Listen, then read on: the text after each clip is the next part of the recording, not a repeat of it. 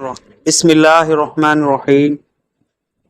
तो अंसारी बच्चों को अबू जहल को कत्ल करना। हज़रत अब्दुर्रहमान बिन औफ रज़ी अल्लाह तआला अन्हु मशहूर और बड़े सहाबा में से हैं। फरमाते हैं कि बदर की लड़ाई में मैदान में था, लड़ने वालों की सफ़ में खड़ा था। मैंने देखा कि मेरे दाएं और बाएं जानिब अंसार के दो कम उम्र लड़के हैं। मुझे ख्याल हुआ कि अगर मजबूत और कवि के दरमियान में होता तो अच्छा होता कि ज़रूरत के वक्त एक दूसरे की मदद कर सकते थे। मेरे दोनों जानिब बच्चे हैं, ये क्या मदद कर सकें। इतने में इन दोनों लड़कों में से एक ने मेरा हाथ पकड़ कहा, चाचा जान तुम अबू जहल को पहचानते हो? मैंने कहा हाँ मैं पहचानता हूँ।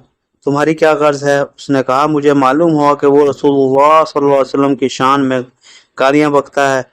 इस ज़ात पाक की कसम जिसके कब्जे में मेरी जान है, अगर मैं उसको देख लूँ तो उस वक्त तक उससे जुदा ना होऊंगा जब तक वो मर जाए या मैं मर जाऊँ। मुझे इस सवाल पर और जवाब पर ताज्जुब हुआ। इतने में दूसरे ने भी यही सवाल किया जो पहले ने कहा था।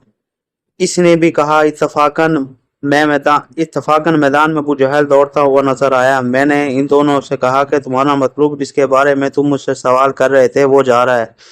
दोनों ये सुनकर तलवार हाथ में लिए हुए एकदम भागे चले गए और जाकर उस पर तलवार चलाना शुरू कर दी, यहाँ तक कि उसको गिरा दिया।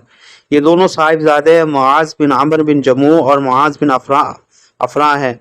मुआज बिन आमिर कहते हैं कि मैं लोगों से सुनता था कि अबू जहल को कोई नहीं मार सकता, वो बड़ी हिफाजत में रहता है। मुझे उसी वक्त से ख्याल था कि मैं इसको मारूंगा। ये दोनों साहिबजादे पैदल थे, अबू जहल घोड़े पर सवार था, सफ़ों को दुरुस्त कर रहा था। जिस वक्त अब्दुर्रहमान बिन औफ ने देखा कि ये दोनों दौड़े तो घोड़े पर सवार बराह रास्त हमला मुश्किल है, इसलिए एक ने घोड़े पर हमला किया, दूसरे ने अबू जहल की टांग पर हमला किया, जिससे घोड़ा भी गिरा और अबू जहल भी गिरा और उठ ना सका। ये दोनों हजरात इसको ऐसा करके छोड़ आए थे कि उठ ना सके, वहीं पड़ा तड़पता रहे। मगर मुआविज बिन अफरान के भाई ने उसे ज़रा ठंडा कर दिया कि मुबादा के उठ कर चला जाए, लेकिन बिल्कुल उन्होंने इसे बिल्कुल नहीं निपटाया था। इसके बाद अब्दुल्ला बिन मसूद ने बिल्कुल इसका सर जुदा कर दिया था। मुआज बिन आमिर कहते हैं कि जिस वक्त उसकी टांग पर हमला किया तो उसके लड़के इकरमा साथ था। उसने मेरे मोंढे पर हमला किया, जिससे मेरा हाथ कट गया और सिर्फ खाल में लटका हुआ रह गया। मैंने इस लटके हुए हाथ को कमर के पीछे डाल दिया, फिर दूसरे हाथ से लटका रहा।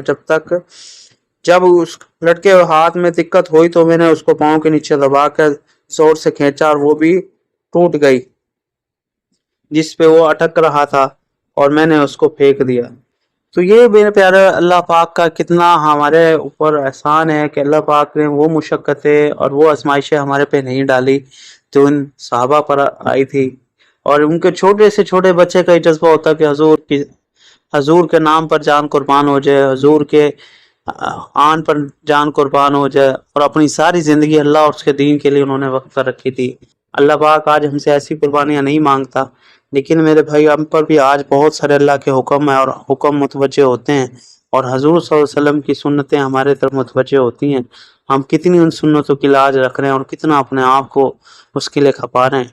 ज़रूरी है कि हम इन चीज़ों के लिए अपने आप को लगाएं, खपाएं, क्योंकि दुनिया हकीकी नहीं है, दुनिया हमेशा के लिए नहीं है। इस दुनिया के बाद एक और दुनिया है जिसमें सवाल जवाब है। फिर जिसने सवालों का जवाब दे दिया वो हमेशा के लिए कामयाब है, और जो इन सवालों में रुक गया वो हमेशा के लिए नाकाम है। कामयाबी आखिरत की है, कामयाबी मरने के बाद की है, और असल कामयाबी वो है जो अल्लाह के और उसके रसूल के तरीक़ों पर ज़िंदगी गुजार कर चला गया, वो कामयाब है। अल्लाह पाक हमें सबको अमल की तौफीक दे और आखिरत की तैयारी करने की तौफीक अता फरमाए।